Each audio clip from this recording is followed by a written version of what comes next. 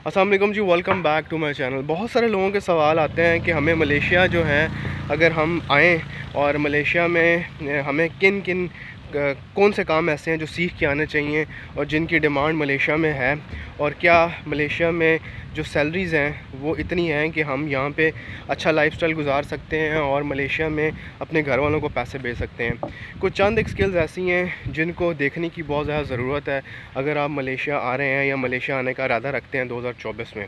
पहली तो बात यह है कि पाकिस्तान में बहुत सारे ऐसे लोग हैं जो कंस्ट्रक्शन इंडस्ट्री से वाबस्ता हैं। अब कंस्ट्रक्शन इंडस्ट्री की जब बात करते हैं तो मलेशिया में कंस्ट्रक्शन एक बहुत बड़ा सेक्टर है।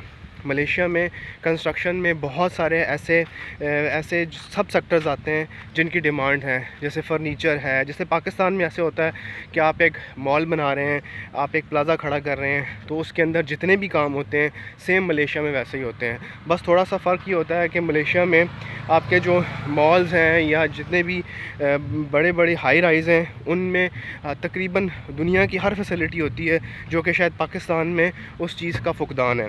तो अगर आप मलेशिया आते हैं और स्पेशली अगर आप कंस्ट्रक्शन सेक्टर में आते हैं तो आप फर्नीचर, प्लम्बरिंग, इलेक्ट्रिशियन, ये सारे के सारे वो सब सेक्टर्स हैं जो कि कंस्ट्रक्शन इंडस्ट्री में एडजस्ट हो सकते हैं। और यहाँ पे एक बात मैं आपको बता दूँ कि अगर आप मलेशिया में कंस्ट्रक्शन वीज़ा के ऊपर आते हैं तो चाहे आप कंस्ट्रक्शन वीज़ा के ऊपर आके कोई भी काम करें, चाहे आप प्लम्बरिंग का काम करें, इलेक्ट्रिशियन का काम करें, फिटिंग का काम करें, फर्नीचर का काम करें, कोई भी काम करें, तो आपके पास स्किल होना बहुत ज़रूरी है। इस टाइम के ऊपर बहुत सारे ऐसे लोग सवाल करते हैं जिनके पास कोई अच्छी स्किल नहीं है, लोगों के पास हुनर नहीं है। आपके पास हुनर का होना बहुत ज़रूरी है। अगर आप किसी भी मुल्क में जाना चाहते हैं तो पहले आप पाकिस्तान में आप वो हुनर सीखें, वो डिमांडिंग हुनर सीखें, ताकि आपको जो है वो पहले अगर काम आ जाता है तो फिर आपके लिए किसी भी मुल्क में एडजस्ट होना आसान होता है।